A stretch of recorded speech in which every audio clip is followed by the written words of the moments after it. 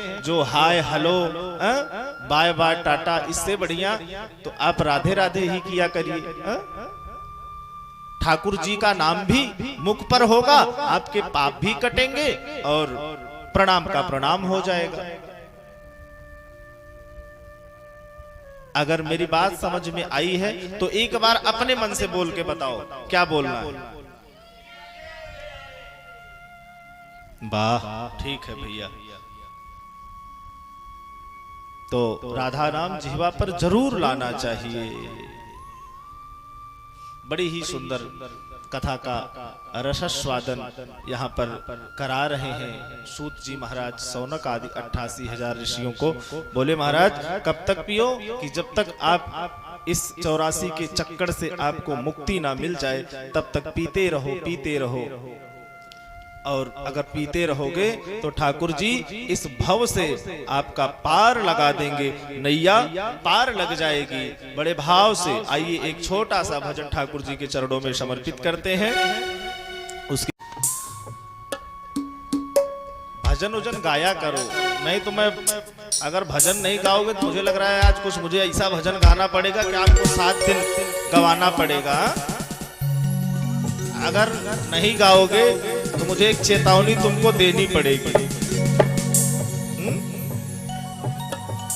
जरूरी है ना? देखिए हमारे क्या कह रहे हैं, दुबे जी कह रहे हैं महाराज चेतावनी जरूरी है। मैं गाना तो नहीं चाह रहा था लेकिन एक पंक्ति गाऊंगा, बाकी भजन बाद में सुनाऊंगा। भोजन करने में कोई कंजूसी नहीं है।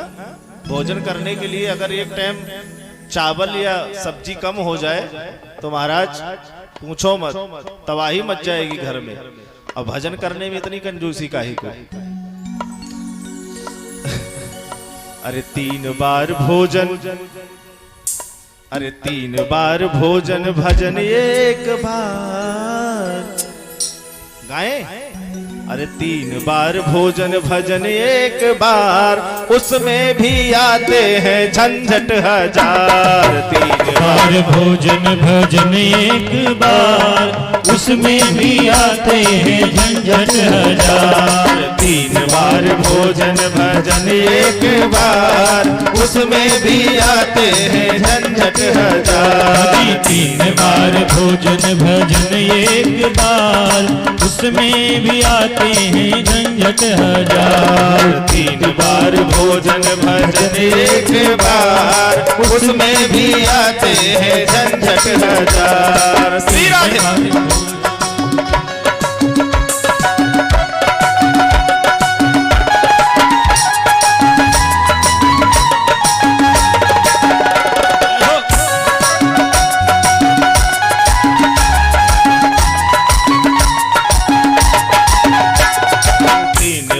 भोजन भजन एक बार, उसमें भी आते हैं झंझट 1000। 3 बार भोजन भजन एक बार, उसमें भी आते हैं झंझट 1000। मन मेरा करता है गंगा नहाऊं, मन मेरा करता है गंगा नहाऊं, गंगा नहाऊं थोड़ा जमुना नहाऊं, गंगा नहाऊं मैं तो यमुना नहाऊं, गंगा नहाऊं थोड़ा जमुना नहाऊं, गंगा नहाऊं मैं तो यमुना नहाऊं। जाते जाते रास्ते में आ गया बुखार, उसमें भी आते हैं झंझट 1000। 3 बार भोजन भजन एक बार, उसमें भी आते हैं झंझट 1000। 3 बार भोजन भजन एक बार,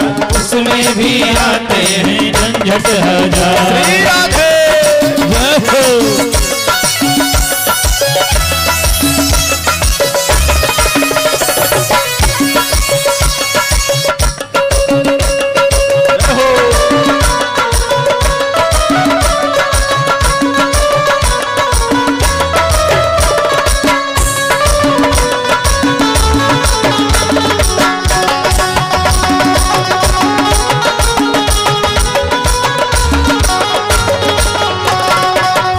बड़ी विडंबना है, बड़ी विडंबना है। भजन करने में बड़ी दिक्कत आती है। भोजन चाहिए 3 बार। अब सोचे महाराज गंगा जी एक दिन नहाए इस कलयुग में, गंगा नहाने गए, सोचे महाराज चले जाएं प्रयागराज नहाए, लेकिन गंगा मैया नहीं बुलाना चाह रही थी। जाते जाते महाराज रास्ते में ही बुखार आ गया और रास्ते से ही लौट आए, क्योंकि गंगा मैया नहीं बुला रही थी। फिर महाराज उनका मन हुआ चलो गंगा जी नहीं जा पाए, कथा चल रही है, कथा में बैठ करके कुछ माला का जप तप कर ले, कुछ भजन कर ले। वैसे कथा में बैठे बैठे कथा श्रवण करो। हमारे संत कहते हैं कि बैठे बैठे कुछ ओम नमो भगवते वासुदेवाय, हरे कृष्ण हरे राम, कुछ ना कुछ जपना चाहिए कथा में बैठे बैठे। लेकिन ऐसा कुछ भी नहीं करते हैं। मन करता है दर्शन कराऊं, लेकिन जब तक ठाकुर जी की कृपा नहीं होगी आप नहीं जा पाओगे। तो ठाकुर जी की कृपा जरूरी है। जब ठाकुर जी की कृपा कब होगी? जब आप कथा में आकर कीर्तन करोगे, राधे राधे बोलोगे, तभी ठाकुर जी की कृपा होगी। क्या कहना? मन मेरा करता मैं दर्शन को जाऊं, मन मेरा कहता मैं दर्शन को जाऊं, दर्शन को जाऊं थोड़ा दर्शन को जाऊं, दर्शन को जाऊं थोड़ा दर्शन को जाऊं, दर्शन को जाऊं थोड़ा माला जपे आऊं, दर्शन को जाऊं थोड़ा माला जपे आऊं। जपते जपते माला में, जपते जपते माला में आ गए रिश्तेदार, उसमें भी आते हैं झंझट हजार। 3 बार भोजन भजन एक बार, उसमें भी आते हैं झंझट हजार। 3 बार भोजन भजन एक बार, उसमें भी आते हैं झंझट हजार। श्री राधे।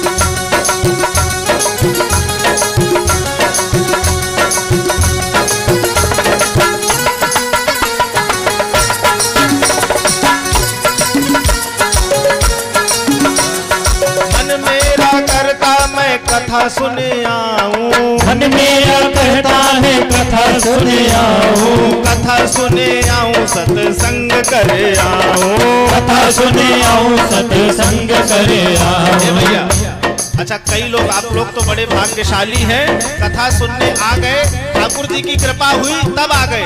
देखिए बिना ठाकुर की कृपा के आप इस यज्ञशाला में तिवारी जी के दरवाजे पर नहीं आओगे। कुछ लोग कहेंगे तिवारी जी के घर पे हो रही है तो क्यों जाएंगे, कुछ लोग कहेंगे महाराज संगीत वाले अच्छे नहीं है तो क्यों जाएंगे, कुछ लोग ये भी घर में बैठे बैठे कह लेंगे व्यास जी का गला नहीं ठीक है तो क्यों जाएंगे। लेकिन ये गलती आपकी नहीं है, कलयुग की गलती है और ठाकुर की कृपा आपके ऊपर नहीं है। मैं नहीं कह रहा हूँ, कहते हैं बनते हैं इरादे, बनते हैं इरादे बन करके बिगड़ जाते हैं, बनते हैं इरादे बन करके बिगड़ जाते हैं। महाराज कथा में तो वही आते हैं जिन्हें मेरे बांके बिहारी बुलाते हैं, जिन्हें मेरे बांके बिहारी बुलाते हैं। भैया कथा में वही आ सकता है जिसको ठाकुर जी बुलाएंगे, अन्यथा आप अपने घर पर बैठे रह जाओगे, 7 दिन तक सोचोगे, लेकिन इस कथा पांडाल में आप महाराज कदम नहीं रख सकते हो।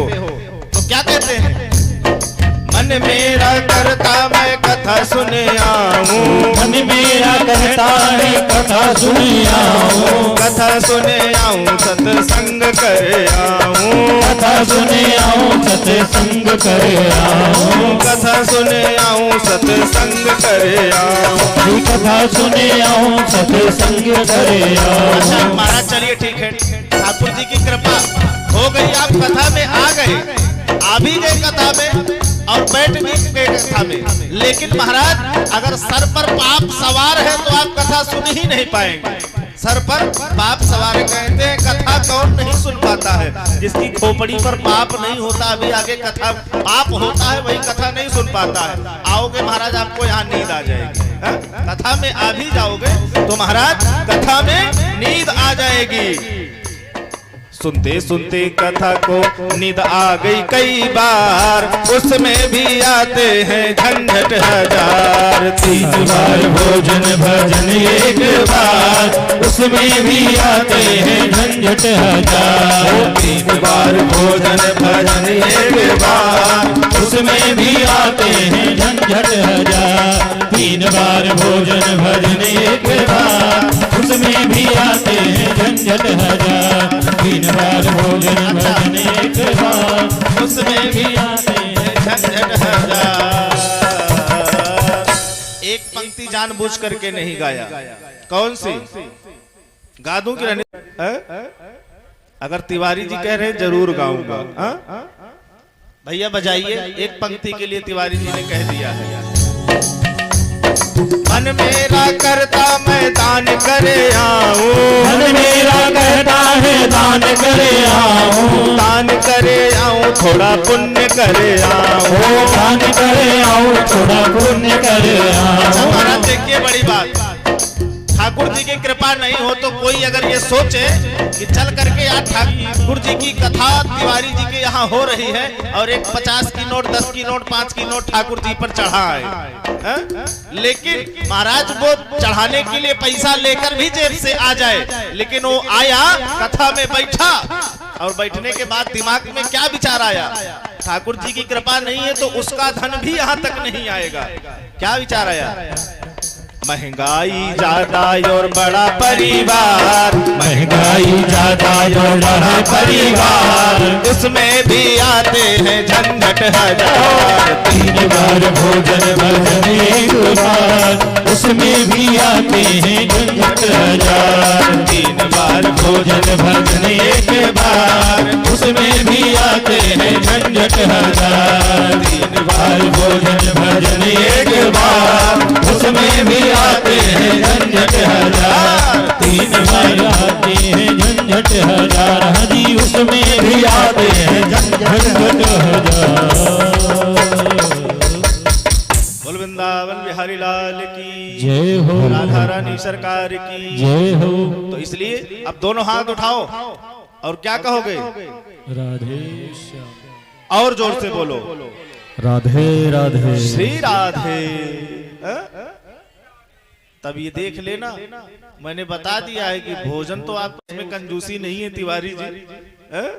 घी डाई डाई परमानेंट सब दाल खाता है, ओमा कंजूसी नहीं ने, लेकिन राधे बोलो जना प्राण सूख जाता है इनके सबके। तो भैया बड़ी ही सुंदर कथा का रसस्वादन श्री सूत जी उग्र श्रवा श्री सूत जी महाराज सौनक आदि 88,000 ऋषियों को करा रहे हैं। अब महाराज बड़ा ही सुंदर बोले कि और कथा का श्रवण कराऊं, उसके पहले हमारे गुरुदेव हैं कौन?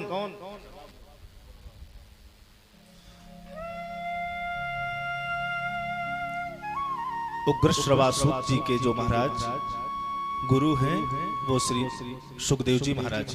कौन है? सुखदेव महाराज, व्यास नंदन सुखदेव जी महाराज। कहते हैं गुरु का मतलब क्या होता है जानते हैं? गु माने होता है अंधकार, क्या होता है? रू माने होता है प्रकाश। जो संसारिक अंधकार से हमें प्रकाश की ओर ले जाए वही सच्चा सद्गुरु है महाराज। सच्चा सद्गुरु वही है।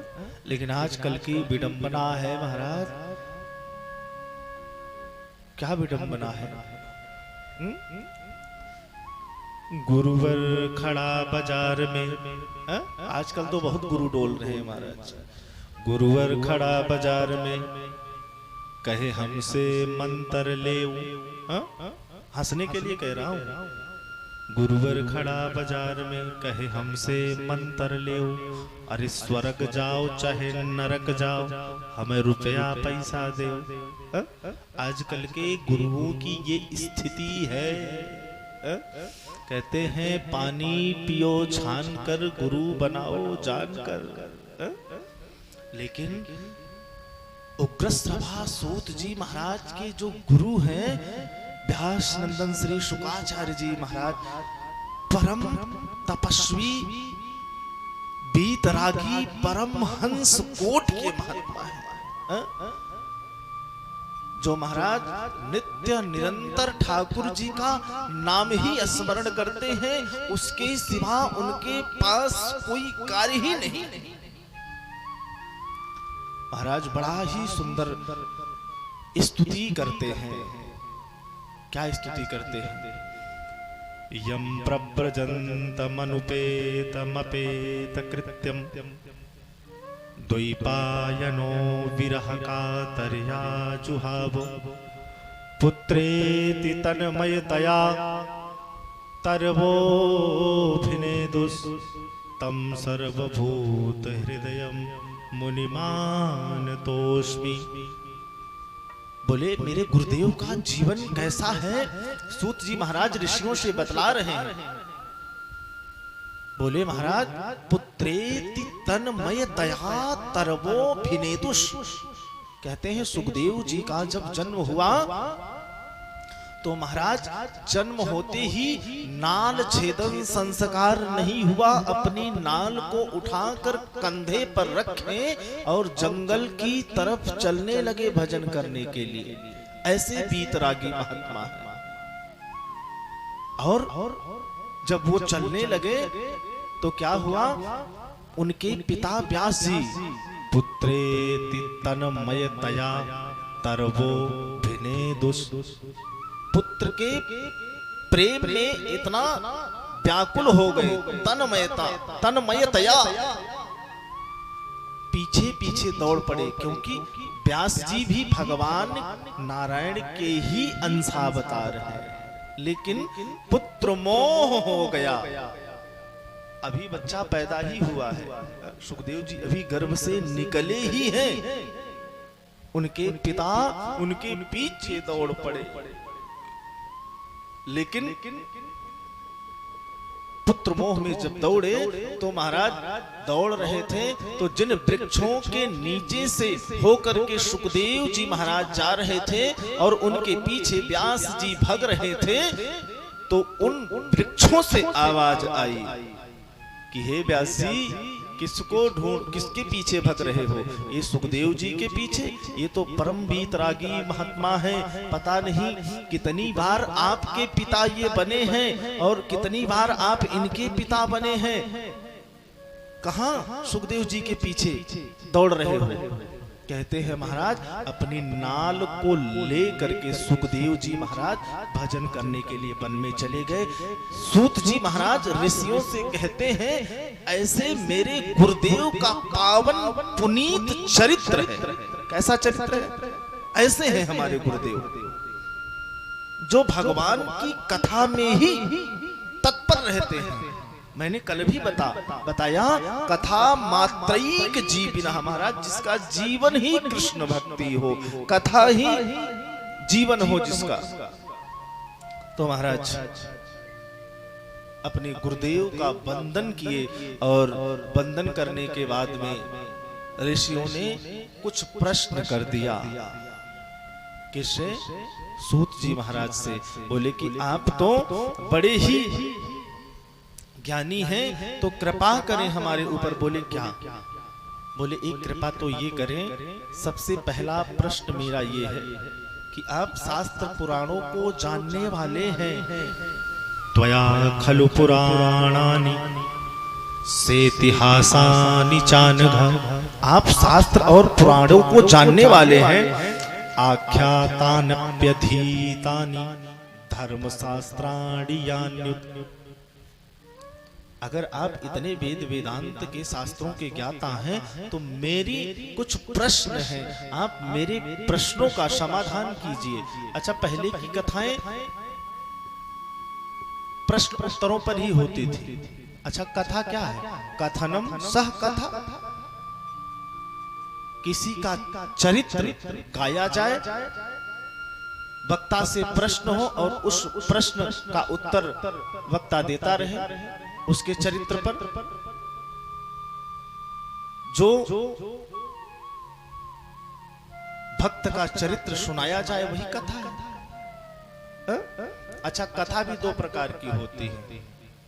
एक परमात्मा की कथा, एक संसार की कथा। अच्छा, आपकी कथा कथा नहीं है, चार लोग चौराहे पर मिले, महाराज एक दूसरे से अपनी कथा गाने लगे, हमारे पास इतना दुख है।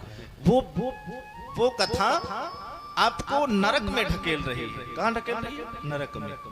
आप उसके दुख को सुन करके, अगर आपके पास दुख नहीं भी है तो आप उसके दुख को सुन करके क्षण मात्र के लिए दुखी हो जाएंगे। किसी ने कह दिया मेरा जवान पुत्र खत्म हो गया, तो संवेदना तो भाई जतानी पड़ेगी ना। लेकिन भगवान की कथा क्या है? क्षण प्रतिक्षण आनंद देने वाली है महाराज। तो बोले आप शास्त्र पुराणों को जानने वाले हैं, तो मेरे कुछ प्रश्न हैं, उनका समाधान करें। पहला प्रश्न सूत जी महाराज से शौनक आदि 88,000 ऋषियों ने किया कि मानव के लिए परम धर्म क्या है? मानव के लिए परम धर्म क्या है? और दूसरा प्रश्न किए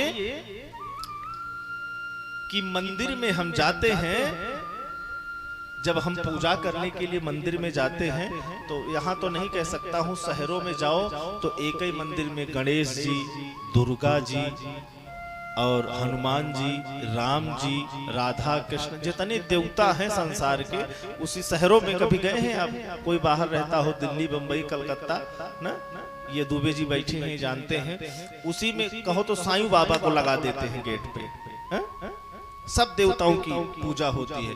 अच्छा, कोई अनजान आदमी चला जाए, जिसको देवता भवानी के बारे में मालूम न हो, तो ऋषियों ने यही प्रश्न किया कि प्रभु हम मंदिर में जाते हैं, तो ये बताइए कि उन देवताओं में श्रेष्ठ कौन है, किसकी पूजा हम करें, किसकी पूजा करें? और बोले तीसरा प्रश्न हमारा ये है कि भगवान अजन्मा है तो बार बार जन्म क्यों लेते हैं? और चौथा प्रश्न है कि भगवान के अवतार कितने हुए? कोई कहता है 2 अवतार हुए, कोई कहता है 12 हुए, कोई कहता है 24 हुए। तो कृपा करके हमें ये बतलाएं कि भगवान के अवतार कितने हुए हैं। पांचवा प्रश्न हमारा ये है कि वक्ता कौन श्रेष्ठ है, कथा वाचने वाला कौन श्रेष्ठ है? और छठा प्रश्न हमारा ये है कि भगवान अपनी लीला का संभरण करके, लीला समाप्त करके कहां जाते हैं? ये 6 प्रश्न हैं। इन्हीं 6 प्रश्नों के आधार पर पूरी श्रीमद् भागवत कथा है। 18,000 पूरे श्लोक हैं, इन्हीं 6 प्रश्नों पर है महाराज। और यहाँ पर बड़ा ही सुंदर गुरुदेव का ध्यान करके उन्होंने कथा का रसस्वादन कराना प्रारंभ कर दिया। आपने ये पहले भी जान लिया, कहते हैं महाराज भगवान के नाम से बड़ा कोई परम धर्म है ही नहीं, सिर्फ परम धर्म है तो भगवान का नाम। इसी 6 प्रश्नों के आधार पर पूरी भागवत है। भगवान खुद ही कहते हैं कि सुनो, गीता में भगवान ने कहा है अरण्याश्चिन्तयन्तो मां ये जनः पर्युपासते तेषां नित्याभियुक्तानां योगक्षेमं वहाम्यहम्। कि सबको छोड़, तू मेरी शरण में आ, सबको छोड़ दे। भगवान कृष्ण कहते हैं गीता में सबको छोड़, योगक्षेमं वहाम्यहम्, जितनी तेरी दुख तकलीफ है सब मैं कष्ट काट लूंगा, तू काहे चिंता करता है? तेरे जितने योगक्षेम है सबका मैं वहन कर लूंगा, क्यों चिंता करता है? तो महाराज कहते हैं कि न कोई देवता छोटा है न कोई बड़ा है, न कोई छोटा है न कोई बड़ा है। अगर आप दुर्गा जी को मानते हैं तो शंकर बाबा का अपमान मत करिए, अगर आप कृष्ण को मानते हैं तो दुर्गा जी का अपमान मत करिए। तो बोले महाराज ये भ्रांतियां हो जाती हैं कि किसकी पूजा करें। बोले पूजा किसकी करें, मैं बताता हूं। बोले देखिए सम्मान सबका करिए, लेकिन जो हृदय की आस्था है वो अपने इष्ट के प्रति होनी चाहिए। आस्था अपने इष्ट के प्रति और निरादर किसी का नहीं कि आप दुर्गा जी को मानते हो तो शिवलिंग उखड़वा फेंकवा दो, ऐसा नहीं। अरे भैया जब भी दुर्गा मैया के आगे जाइए, हाथ जोड़िए, हाथ जोड़ करके कहिए कि हे दुर्गा मैया ऐसी कृपा कर दो। अगर आप भोले के भक्त हैं तो दुर्गा मैया से कहिए कि हे माँ दुर्गा ऐसी कृपा करो कि भोले बाबा के चरणों में मेरी प्रीति और बढ़ जाए। किसी का निरादर मत करिए। अगर आप कृष्ण के भक्त हैं तो भोले बाबा के मंदिर में जा रहे हैं तो भोले बाबा का निरादर मत करो। भोले बाबा को पान फूल जो भी है चढ़ाओ और भोले बाबा से कहो कि हे भोलेनाथ, हे त्रिपुरारी, ऐसी कृपा कर कि श्री कृष्ण के चरणों में मेरी और प्रीति बढ़ जाए, ऐसा आशीर्वाद दीजिए। कहते हैं कोई छोटा नहीं है, कोई बड़ा नहीं है। बोले महाराज वेदों में भगवान को अजन्मा कहा गया है, तो ये बार बार जन्म क्यों लेते हैं? कहते हैं महाराज जब जब होए धर्म की हानि, बाढ़ी असुर महा अभिमानी, तब तब धरि प्रभु विविध शरीरा, हरहि कृपा निधि सज्जन पीरा। इसीलिए भगवान अवतार लेते हैं और किसी लिए नहीं। बोले महाराज वक्ता कौन श्रेष्ठ है? बोले जो तीन तिखाड़ा करके बताए वो वक्ता नहीं श्रेष्ठ है। बोले महाराज जो गागर में सागर भर दे, क्या गागर में सागर भर दे, बड़ी बात को छोटी करके कह जाए, वही वक्ता श्रेष्ठ है। बोले छठवां प्रश्न, बोले इसका उत्तर मैं सप्तम दिवस में दूंगा कि भगवान अपनी लीला का संभरण करके कहां जाते हैं। इसका उत्तर मैं कौन से दिन दूंगा? 7वें दिन दूंगा। अब महाराज यहीं से कथा प्रारंभ हो गई। बोले ये तो बता दीजिए प्रभु भगवान के कितने अवतार हुए हैं? बोले 24 अवतार हुए हैं। कितने अवतार? 24 अवतार हुए हैं, जिसमें मुख्य रूप से 2 अवतार हैं, भगवान राम और कृष्ण। कृष्ण की कथा का हम बड़े भाव से अवगाहन कर रहे हैं, सुन रहे हैं महाराज। भगवान की कथा का बड़ा ही सुंदर सूत जी महाराज विस्तार से वर्णन कर रहे हैं और कथा सुनाते ही जा रहे हैं। तो यहाँ पर प्रश्न कर दिया किसने? सौनक आदि 88,000 ऋषियों ने कि हे गुरुदेव, हे सूत जी महाराज, आप इतनी कृपा करें हमारे ऊपर कि अभी आप कह रहे थे कि हमारे गुरुदेव का चरित्र बड़ा ही अद्भुत है, तो मैं आपके गुरुदेव के चरित्र के बारे में विस्तार से जानना चाहता हूं। कैसे जानना चाहता हूं? विस्तार से। ओहो, जैसे ही इतना सुने कौन? सूत जी महाराज गदगद हो गए। बोले इतनी कृपा करें कि आपके गुरुदेव का चरित्र कैसा है, कैसे कैसे इस धरती पर गुरुदेव आए और क्या क्या उन्होंने किया। आज मन ही मन सूत जी गदगद हैं कि वाह गुरुदेव, आपकी बड़ी ही कृपा कि आपके चरित्र गाने का अवसर मेरे जीवन में आया है। गुरुदेव के चरित्र गाने का तो बड़े ही इतने प्रसन्न हुए सूत जी महाराज। ऋषियों का मत, संतों का मत तो ये है कि अश्रुपात होने लगा सूत जी महाराज के नेत्रों से, और महाराज कथा सुनाना प्रारंभ कर देते हैं। क्या कहते हैं कि मेरे गुरुदेव के जन्म की कथा मैं तुम्हें विस्तार से बताता हूं, सुनो। बोले महाराज एक बार क्या हुआ कि नारद जी मन में सोचे कि अच्छा, हमारा नारद, पहले नारद का मतलब समझ लीजिए। नारदो देव दर्शनम, जिसको नारद जी मिल जाएं उसको भगवान के दर्शन प्राप्त होने में समय नहीं लगता है। हमारे ब्रज के संतों का भाव है नारम ज्ञानम ददात इति नारदः। नारद बड़े ही ज्ञानी पुरुष हैं, ज्ञान देने वाले हैं। अच्छा, नारद की एक क्वालिटी और है कि नारद जी ऐसे हैं कि जहां पर झगड़ा खूब हो रहा हो वहां नारद जी पहुंच जाएं, झगड़ा अपने आप समाप्त हो जाता है। और दूसरी क्वालिटी ये है कि जहाँ झगड़ा ना हो रहा हो वहाँ नारद झगड़ा करवा भी देते हैं। नारद की एक क्वालिटी और है। अब यहाँ तो मैं अभी वहाँ प्रतापगढ़ मोहनगंज में हमारी कथा थी, तो महाराज उस गांव भी एक नारद थे, उस गांव में भी एक नारद थे। अच्छा, नारद एकाध नारद हर गांव में होते हैं लगभग। नारद का काम क्या होता है?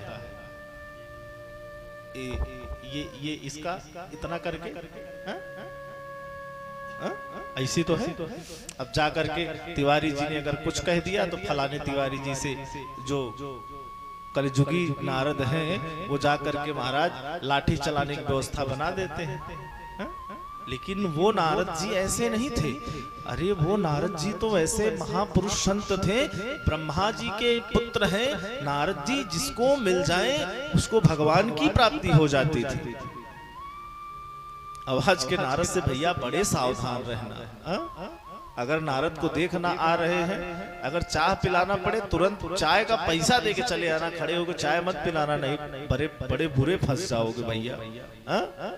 उस गांव में घटना भी घटी थी, वो नारद जी कितनी घटना घटवा चुके थे इसका मैं वर्णन नहीं करूंगा।